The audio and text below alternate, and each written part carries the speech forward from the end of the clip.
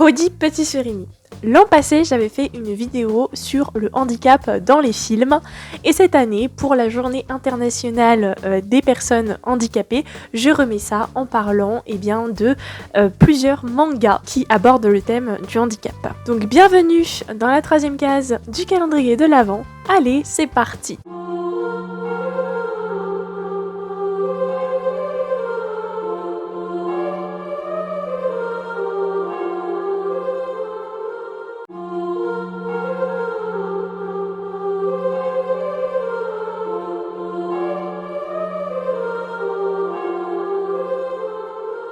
Oh my gosh!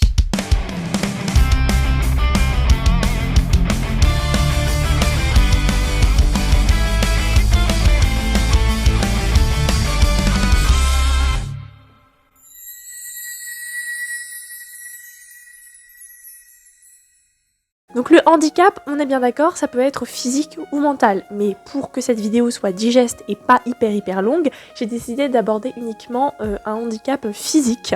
Mais évidemment, il y aura d'autres vidéos sur le handicap physique, mais aussi le handicap mental pour qu'on ait le temps de l'aborder sous toutes les coutures. J'ai vraiment beaucoup d'idées de vidéos. Et on commence sans plus tarder avec Running Girl, ma course vers les Paralympiques. Rin a eu un sarcome osseux à la suite duquel elle a dû être amputée d'une partie de sa jambe droite. Et comme elle est lycéenne, elle est jeune, etc., elle n'a pas encore vécu grand chose dans sa vie. Donc elle a du mal un petit peu à trouver ses marques avec son nouveau corps et à retrouver surtout goût à la vie. Elle pense que sa vie est fichue parce qu'elle est jeune et parce qu'elle n'est pas comme tout le monde.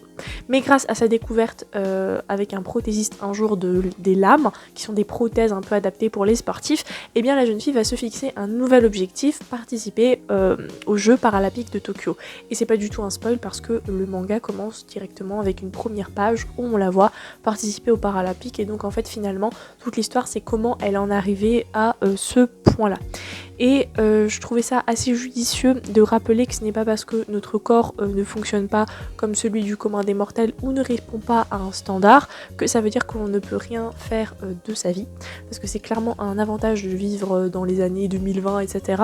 Parce qu'en 2022, enfin même avant, mais je veux dire par rapport au Moyen-Âge, c'est ça que je voulais dire, c'est que même si on est handicapé, on peut avoir un semblant de vie normale, on peut se marier, on peut vivre seul, on peut faire du sport, on peut conduire, bref, on peut avoir une vie normale, car plein de dispositifs existent pour faciliter la vie des personnes qui ont un handicap. D'ailleurs, petit aparté, sur Instagram, j'avais suivi les Jeux Paralympiques féminins, si je dis pas de conneries, et j'avais vu que la France était plutôt pas mal dans ce domaine, donc franchement, big up, ça fait vraiment plaisir de voir ça. Ce manga s'inscrit avec brio dans la tradition du manga shoujo sportif, mais révolutionne plus ou moins le genre, puisque le shoujo manga sportif est un genre assez méconnu en France. C'est ça que j'adore chez Akata, c'est qu'il se met toujours un point d'honneur à trouver des pépites qui se démarquent. Voilà, donc c'est quelque chose qu'on connaît, parce que le shoujo, il y en a beaucoup, mais c'est souvent tourné autour d'une romance, et là non, ce sera tourné autour du sport, du dépassement de soi, de la maladie, de reprendre goût à la vie, etc. Et c'est vraiment super cool de voir ce genre d'œuvre, et j'aimerais vraiment qu'il y en ait beaucoup plus en France. Si au départ j'avais peur que le sujet soit un sujet assez difficile à aborder, et que ce soit une excuse pour nous plonger dans le pathos, bien qu'il n'y ait pas de mal à ça, mais c'est juste que je suis hyper sensible, et ben mes craintes se sont très vite dissipées, parce que finalement le ton de l'œuvre est assez léger, assez beau, et au fur et à mesure que cette jeune femme va se réapproprier son corps suite à son amputation, elle va se créer de nouveaux objectifs, et on va finalement avoir un vent de motivation en même temps que elle prend sa vie en main. Alors ça reste quand même assez émouvant parce que bien entendu ces prothèses ne remplaceront jamais sa véritable jambe, mais ce sont quand même devenues les clés pour aller de l'avant et pour prendre sa vie en main, et non pas à bras le corps, à pleines jambes. Non, on va arrêter ces jeux de mots éclatés. En tout cas, c'était vraiment une vraie leçon de vie. En plus, le titre est particulièrement court. Ne pas abandonner, ne pas se laisser abattre, toujours aller de l'avant. De plus, on sent que l'autrice a fait vraiment énormément de recherches pour en fait qu'elle maîtrise son sujet. En fait, elle ne balance pas juste des trucs comme ça qu'elle sort de son chapeau magique. Et personnellement, j'ai trouvé ça très instructif parce que des fois, il y avait des choses qui ne me seraient même pas venues à l'esprit parce que tout simplement, je ne suis pas concernée. Donc forcément, je n'avais pas pris le le problème dans ce sens-là. Et vraiment, on voit très très peu de mangas sur le handisport en France, et franchement j'aimerais qu'il y en ait beaucoup plus parce que c'était vraiment une pépite d'information en plus d'avoir un récit très joli. On a Perfect World, donc c'est un de mes mangas favoris aussi de tous les temps, j'arrête pas d'en parler. Si dans Running Girl on suivait le combat d'une jeune lycéenne pour retrouver goût à la vie grâce au sport, ici dans Perfect World on suit plutôt un personnage masculin adulte et qui a déjà un métier puisqu'il est architecte, qui va vivre une histoire d'amour avec bien tous les obstacles que son handicap pourrait lui poser, lui apporter. Donc on suit notre héroïne, Tsugumi, qui a 26 ans, qui est décoratrice d'intérieur et qui, lors d'un repas, je sais plus, c'était une soirée où il y avait des anciens élèves, elle va revoir son ancien crush du lycée qui s'appelle Ayukawa. Et donc elle se dit oh là là, il est trop beau, il a pas changé, il est cool et tout machin. Sauf qu'en fait elle va découvrir très vite que à la fin de ses études au lycée, il a été victime d'un accident et que donc du coup il est en fauteuil roulant. Si au départ elle est un peu en mode ah non mais moi jamais je pourrais pécho quelqu'un d'handicapé, ce qui en soi est pas sympa comme pensée mais finalement est assez légitime parce que c'est vraiment beaucoup de responsabilité pour avoir des gens autour de moi où il y a des couples où t'as une personne valide, une personne qui ne l'est pas. Que ce soit mental ou physique, c'est vraiment très compliqué au quotidien à gérer. Bref, si au départ elle pense comme ça, au final ses sentiments vont prendre le dessus et elle va donc décider d'essayer de le pécho tout simplement, sauf qu'évidemment c'est pas si simple parce que comme on le dit souvent, l'amour ne fait pas tout. Et donc ça va poser beaucoup de soucis, mais c'est vraiment une très très très très belle histoire. D'ailleurs le premier mot qui me vient à l'esprit c'est bouleversant concrètement, et d'ailleurs j'aimerais bien qu'un jour il soit animé. Il me semble qu'il y a déjà eu un film et un drama sur cette série là, mais j'aimerais vraiment qu'on ait un film d'animation ou carrément un animé là-dessus. Ça vaudrait le détour, j'en suis sûre.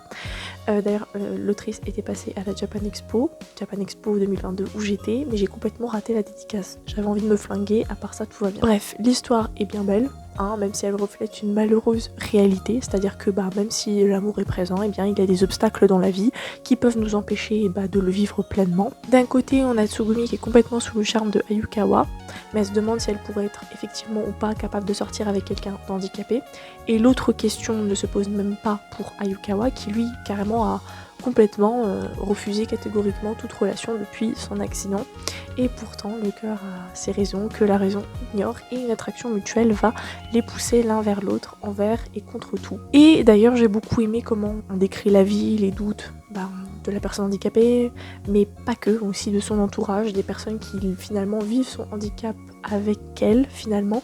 J'ai aimé le développement de tous les personnages en général, leur histoire, le fait que tout le monde a le droit d'être aimé aussi, c'est un beau message. L'autre point de vue est bien traité, comme je le disais, la douleur de la personne entre guillemets valide qui va se couper en 4 pour sa moitié, qui des fois ne comprend pas pourquoi celle-ci se sent mal. Elle aussi se sent mal parce qu'elle est exposée au jugement et au diktat de la société.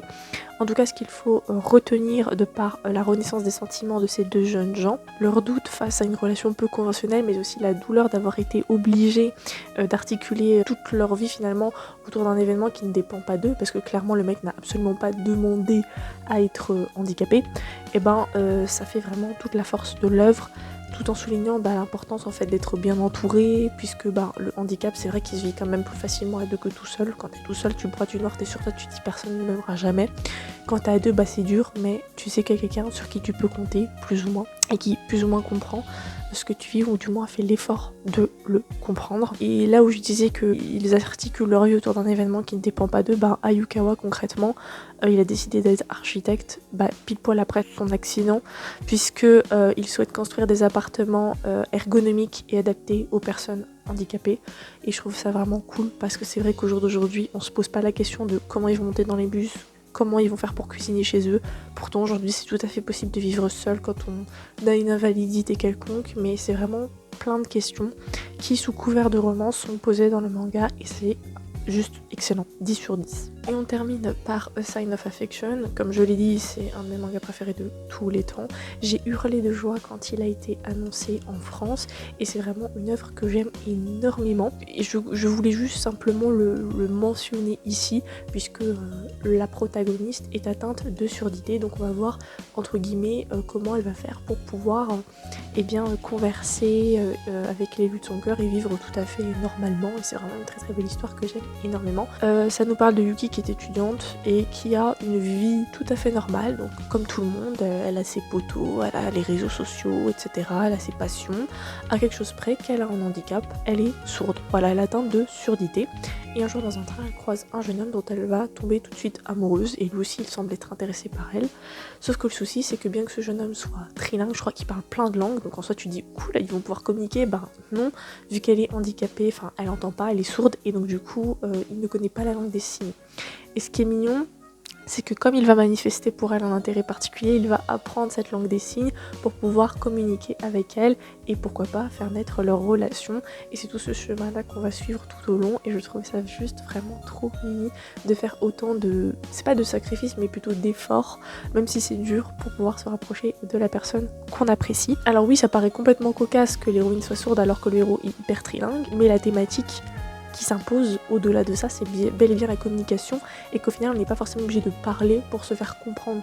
Il y a tellement d'autres choses qui permettent en fait de communiquer, et finalement communiquer, quelle que soit sa forme, quelle que soit la façon dont on le fait, c'est ce qui est le plus important, que ce soit avec des amis, de la famille ou même en couple. C'est pas des lycéens etc. qui se cherchent etc.